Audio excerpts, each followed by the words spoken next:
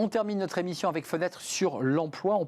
On va parler notamment de la cooptation, évidemment face à la pénurie de salariés et d'une manière générale de talents. Et on en parle avec Louis Coulon, qui est le cofondateur de Clever Connect. Je l'ai bien prononcé cette fois-ci. C'est un vrai plaisir de vous accueillir. D'abord, quelques petits mots sur Clever Connect, parce que vous possédez un site de recherche bien connu, Météo Job, donc vous avez aussi une vue assez panoramique de la situation du marché de l'emploi. Et puis vous vous êtes développé en grossissant. Alors, dernier achat, c'est quoi ?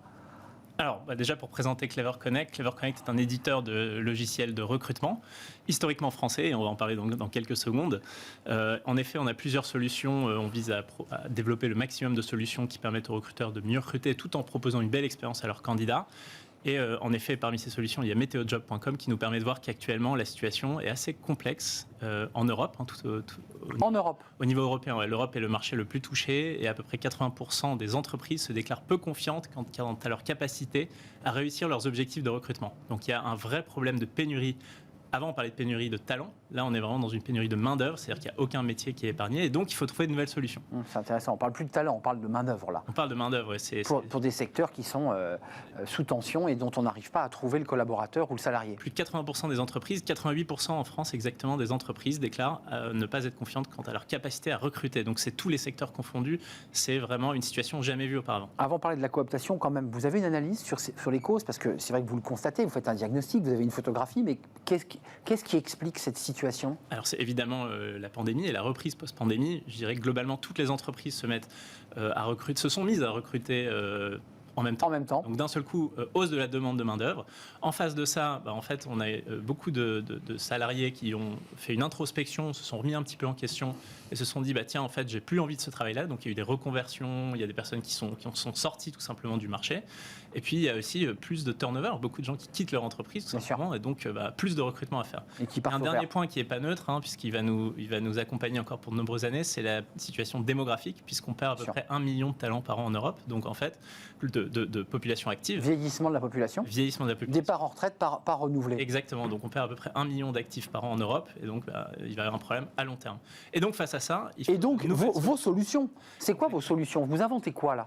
Alors, la cooptation en particulier ? Alors pour parler spécifiquement de l'actualité qui m'amène ici, on vient de finaliser le rapprochement avec une entreprise allemande qui s'appelle Talentry. C'était ma question. C'est exactement. C'est une belle entreprise, une start-up munichoise d'à peu près 40 collaborateurs qui a une petite dizaine d'années d'existence et qui accompagne plus de 100 plutôt grandes entreprises sur 2 thématiques précises. 1, optimiser, automatiser leur campagne de cooptation. Et 2, tout ce qui va être constituer un vivier, animer ce vivier de candidats. Et attention, on parle bien ici aussi de candidats passifs. C'est une notion qui est importante en recrutement. Ce sont des personnes qui ne sont pas activement en recherche d'emploi. Mais que vous allez activer. Exactement. L'idée, c'est de les activer. Exactement. Cooptation, pour ceux qui nous regardent, c'est quoi très concrètement ? Alors la cooptation, je suis sûr que toute personne qui a une entreprise un certain nombre de collaborateurs sait ce que c'est.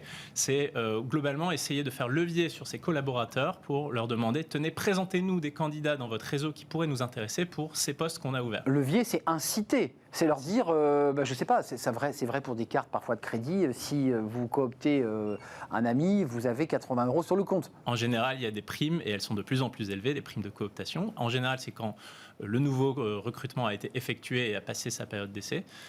Et donc, en effet, il y a souvent des primes. Apporteur d'affaires. C'est un peu apporteur d'affaires, si on veut, pour le recrutement. Et globalement, ce qui se passe aujourd'hui, c'est que c'est quelque chose qui est un peu vieux comme le monde, disons, mais qui souvent était un peu, je dirais, fait de façon artisanale, avec quelques affichettes sur les bureaux. C'est ça. Et voilà, nous, c'est un outil technologique qui a pour ambition d'automatiser tout ça. C'est-à-dire qu'on va automatiquement, dans une application, permettre à n'importe quel collaborateur de voir les offres d'emploi ouvertes, de pouvoir les pousser à son réseau, de voir automatiquement dans son réseau, parlons-en plutôt LinkedIn idéalement, qui sont les personnes qui sont dans mon réseau qui pourraient correspondre à mon poste, par exemple. Là, vous avez déjà, depuis le rachat de Talentry, cette entreprise munichoise, vous avez déjà un retour d'expérience sur ça fonctionne, la cooptation. Vous avez des chiffres, puisque tout ça est informatisé et mis en data. Bien sûr. Alors, j'ai plusieurs sources. Déjà, premièrement, une source généraliste. On sait que la cooptation le réseau de ses collaborateurs, c'est considéré par la majorité des recruteurs comme la source numéro 1 en termes de qualité. C'est-à-dire que la conversion et le pourcentage de personnes qui performent, c'est le plus élevé que n'importe quelle autre source de recrutement. Parce que la recommandation est bonne. Enfin, c'est-à-dire qu'on n'a aucun intérêt à recommander quelqu'un qui n'est pas bon. Des personnes qui, exactement, on n'a aucun intérêt à le faire, puisqu'en fait on perd son temps et en plus on propose une mauvaise expérience à son... Et on passe pour un imbécile au passage. Exactement. Et surtout, ce sont des personnes qui ont déjà été, entre guillemets, préfiltrées par rapport à la culture de l'entreprise par les collègues de l'entreprise. Bien sûr. Deuxième source quand même intéressante, en revanche, c'est considéré comme je disais, la première source en termes de qualité. En revanche, c'est assez peu optimisé en général. C'est ça. Je disais, ce sont des affichettes A4 dans les bureaux. Artisanal. Et vous allez entendre n'importe où, surtout dans des entreprises qui ont des collaborateurs sur le terrain, on va dire en magasin, dans les usines, etc. Ah, j'étais pas au courant.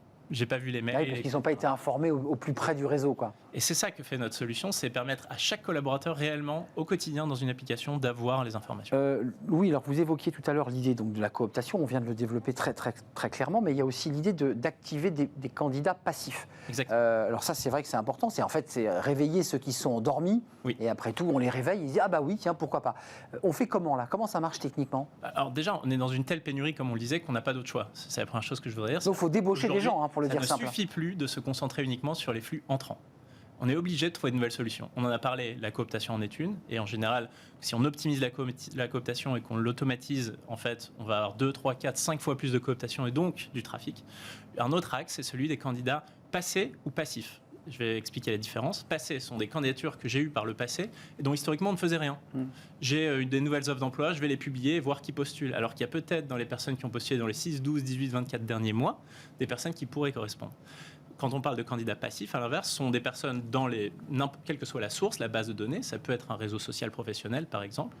On va voir, tiens, toutes ces personnes m'intéressent pour mon poste, j'aurai sûrement des postes à recruter dans 6-12 mois, je vais lancer des campagnes, ce qu'on appelle de nurturing, d'emailing, leur donner des informations sur la société, leur dire, tiens, on est à tel salon pas loin de chez vous, regardez ce qu'on a fait récemment, pour leur donner des informations et les rendre plus proches pour qu'au jour où ils souhaitent rejoindre l'entreprise, tout le travail a déjà été fait en amont. Je le dis abruptement, c'est déshabiller Paul pour habiller Pierre. C'est-à-dire qu'en vous allez débaucher quelqu'un qui est déjà dans une entreprise, on est d'accord? C'est tout à fait ça. Oui. C'est ça l'idée. C'est des personnes en tout cas qui ne sont pas activement en recherche d'emploi. Elles peuvent aussi ne pas être entreprise, mais la majorité en effet sont. Donc vous créez une forme de tristesse dans l'entreprise d'où elle va partir. C'est le jeu du recrutement. Non mais c'est ça, c'est de la chasse là. C'est le jeu du recrutement, en fait, c'est même le fonds de commerce de beaucoup de spécialistes du recrutement. C'est de la chasse. C'est de la chasse, exactement. Optimiser la chasse. Mais ça veut dire que vous l'optimisez en descendant, on évoquait tout à l'heure la différence entre talent et main-d'œuvre, vous descendez un peu plus là en termes de postes activés. On n'est plus que sur des talents là. Ça peut conserver tous les postes. Tout le monde. Exactement, ça peut conserver tous les postes. Et en fait, dans son vivier, l'entreprise construit des sous-viviers par catégorie. Toutes les personnes, par exemple, c'est un sujet hyper intéressant. Toutes les personnes que l'on n'a pas retenues en finale. Oui. Les personnes qui sont arrivées en deuxième. C'est un gros. On avait un poste à pourvoir. Mais j'ai vu 2 personnes et l'autre, on ne va pas vous recruter, désolé, c'est quelqu'un de génial. Bien sûr. C'est quelqu'un qui aurait pu avoir le poste s'il n'y a pas eu le premier. Ouais. Et qui y croyait comme l'autre. Et on n'en fait rien, historiquement. Et ce que fait le CRM, ça s'appelle ça, Candidate Relationship Management, cette plateforme, elle permet de constituer ces viviers et de dire voilà tout ce qu'on appelle en anglais les silver medalistes, les personnes qui ont eu la médaille d'argent. C'est drôle comme nom. Oui, c'est ça, mais c'est la marche inférieure sur le podium. Et on va continuer à garder une vraie relation avec eux à long terme parce que demain, on aura d'autres postes à pourvoir et on ne voudrait pas recommencer de zéro. Et c'est ça qu'on fait. Donc ça veut dire qu'il y a une vigilance aussi des services RH qui doivent être implémentés à votre logiciel, enfin votre outil informatique, pour qu'il conserve précieusement ces données informatiques, les CV de tous ces gens. Exactement. Les CV qu'ils considèrent intéressants, qu'ils veulent conserver, à qui ils veulent construire une relation, c'est peut-être pas 100% des CV. Et évidemment, vous n'avez pas posé la question, mais on y vient. Ça implique énormément de sujets de protection des données et de sécurité informatique. J'allais vous la poser, Louis. Tout ça. Vous allez tellement vite. Merci. Tout ça, évidemment, est couvert. Et je voudrais ajouter un élément à ça. Ça sera le dernier mot. On est dans un univers concurrentiel qui est largement trusté, je dirais, par des acteurs anglo-saxons.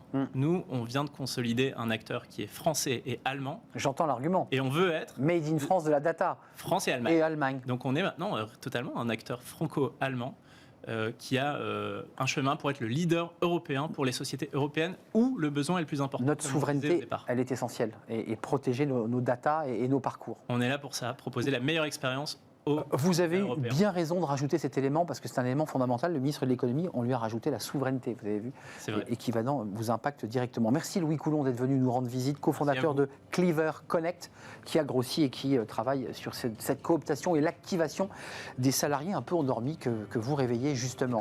Des candidats, oui, pardon, le lapsus. Ça c'est un autre sujet. Et c'est un autre sujet. Merci à vous tous, merci à toute l'équipe de m'avoir aidé à réaliser cette émission. Merci à Ulysse pour la réalisation. Merci à Alexandre pour le son. Merci à Fanny Griesmer. Merci à Lily, évidemment, qui m'accompagne. Merci à vous. Merci pour votre fidélité. Je serai là demain. D'ici là, portez-vous bien. Puis restez fidèles au programme de Bismarck. À demain. Bye bye.